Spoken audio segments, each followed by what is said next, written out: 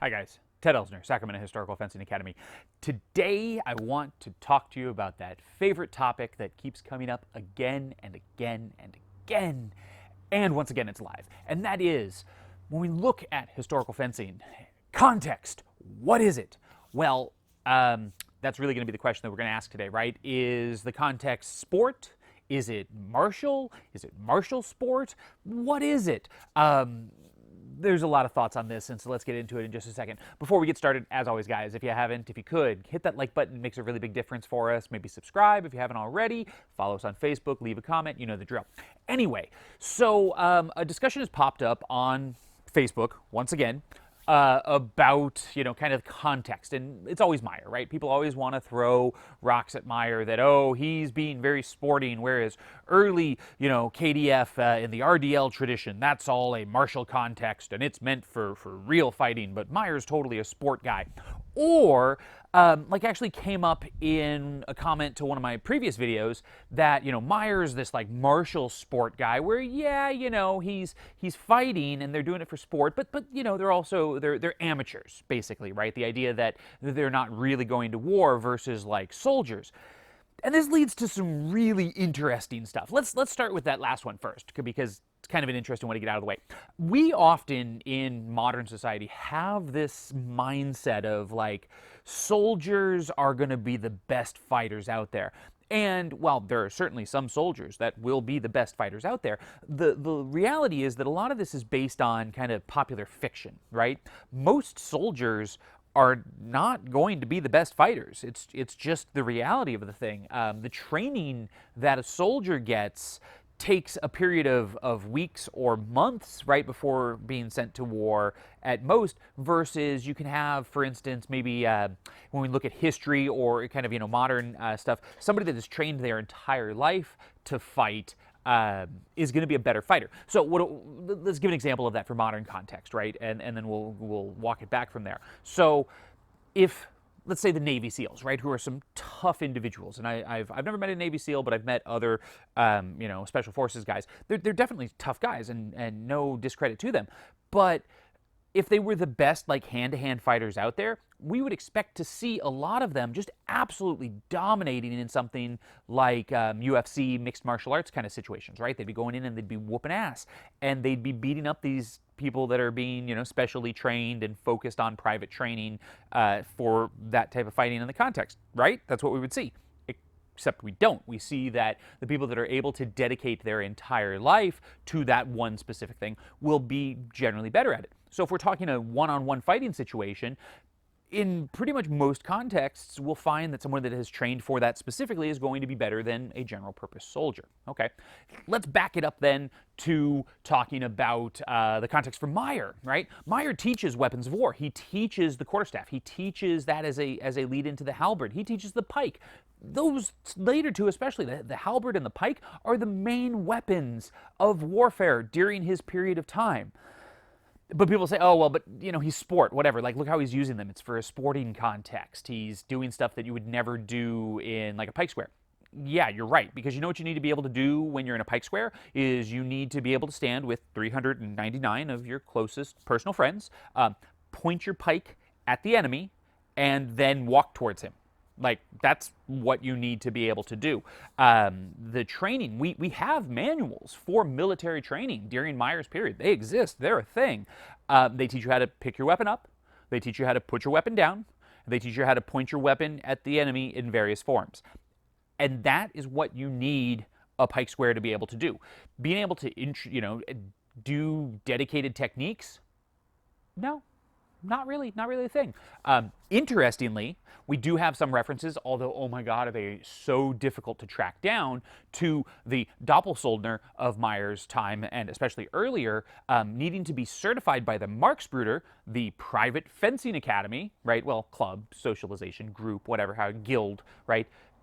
To be authorized to actually go out and use techniques with their sword. So in that situation, we have a group that is nominally a self-defense martial arts specialty group, explicitly authorized to train soldiers. Okay, so from a context, if you want the better training, especially for the period, look at the individual private stuff, whether it's being written for the nobility, written for the burghers who are going to have to defend their city and maybe also do it as a sport.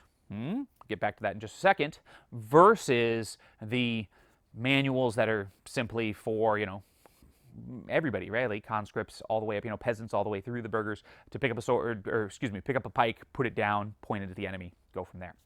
So, all right, now we get into it. But by Meyer's time, the fencing is totally sport. Well, first, let's break that down, because what does it mean for something to be totally sport? Again, we're kind of destroyed by our modern sense of what a sport is, right? Where we look at something like baseball, oh, it's a sport. Or we look at something like running, oh, that's a sport.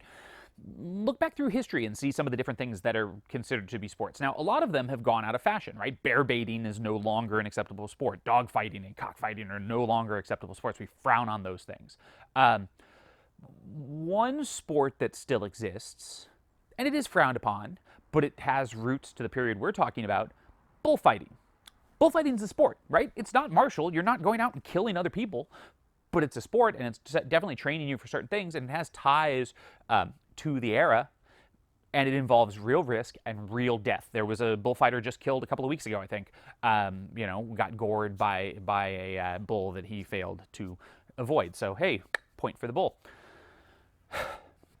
So when we talk about sport, what we really should be talking about is a less lethal form of individual training, right? Is really what we're looking at for Meyer's period. If we talk about something like a fecht school, people died, right, in them. City councils banned them because, too much death, too much murder is happening. And I use murder, that's important, but too much death is occurring. So we have to be really careful with this whole idea of sport. And it doesn't help that the references we have from the 3227A up through Meyer, there's stuff that references people having, in the earlier period, fecht schools and other sport situations as well. So I don't know, I guess this comes back to what are you doing, right? Like if you think that you're just going to do Meyer's longsword as it's written in the 1570, then yeah, okay, maybe that's sporting. Never mind the fact that a ton of the techniques in there are explicitly against the rules that we know exist for the sporting context. Or we accept that a lot of those things that we define as sport is a less lethal training aid, right? Whether that's going to be a short edge strike where I come in and I strike into the bind, and rather than winding up and putting the pointed line before coming forward with the sword, that I strike into the bind, I come forward with the sword, and then I wind to a short edge strike. They're the same motion. Timing changes one from a murdering strike through, the throat or collarbone with a thrust to a nice little, delicate nick on the side of the head that'll give a nice bleeder, and you say, yep, gotcha, you're bleeding really good there. That's one possibility. Another, and what prompted this discussion largely is, if I Meyer has a line where he puts the point on someone's chest and then shoves with it, right? And this was put forward as proof that he's just using blunt longswords, and you wouldn't do that with a sharp sword. Really? Why not? One, there are arguments on whether or not, if I put the sword on and then I press with it, is that going to go through the layers of fabric in period clothing, right? We're talking a linen shirt, a doublet that has at least 3 layers of fabric with probably wool, linen, and maybe silk, and then possibly a over doublet or jerkin as well that might be made out of leather. Maybe just pushing that on and pushing, even with a sharp sword, is a good way to gain control in space, but isn't necessarily going to murder the person. Possibility. Flip side, though, is from a sport context, if I train you to put a blunt sword on a person and shove with it, psychologically that's rather easy for someone to do without feeling too bad. Whereas just telling someone, okay, stab that guy, that's not easy, right? The military has spent a lot of time training its people in the modern era with things like silhouetted targets and live fire drills with moving targets and making things look as real as possible so that we can take away the hesitation that we know occurs if people don't practice actually attacking a real target, right? If all you ever done is shot at a bullseye, suddenly shooting at a silhouette of a person, it's a lot different. It's not easy. So, is sport better? Is it worse? Honestly, from a Meyer standpoint, no, they're the same thing. How do you train for war? You train with sport. You can't train for war with war. If you train for war with war, people die, right? And like the people that you need for it. If you're training for a dueling situation or a life and death combat situation, you still have to train with sport. This is just a pure requirement of the period. So you can't look at something like Meyer where he's giving us the training methodology and say, oh, well, he's only for sport.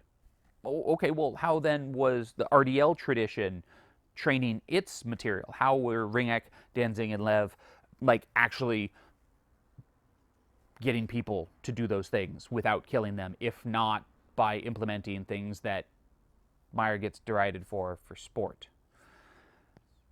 Something to think about, guys. So anyway, nice little short video on the topic. Hopefully you've enjoyed it. It's a debate. It's going to be ongoing. I'm sure you might have a question, comment, concern, criticism, witty remark. Throw it down there in the comments. Let's talk about it. You know, do you see it as something only for war or for sport? Is military training better than private training? You've heard my thoughts. What are yours? Anyway, guys, stay safe. We'll see you next time. Bye-bye.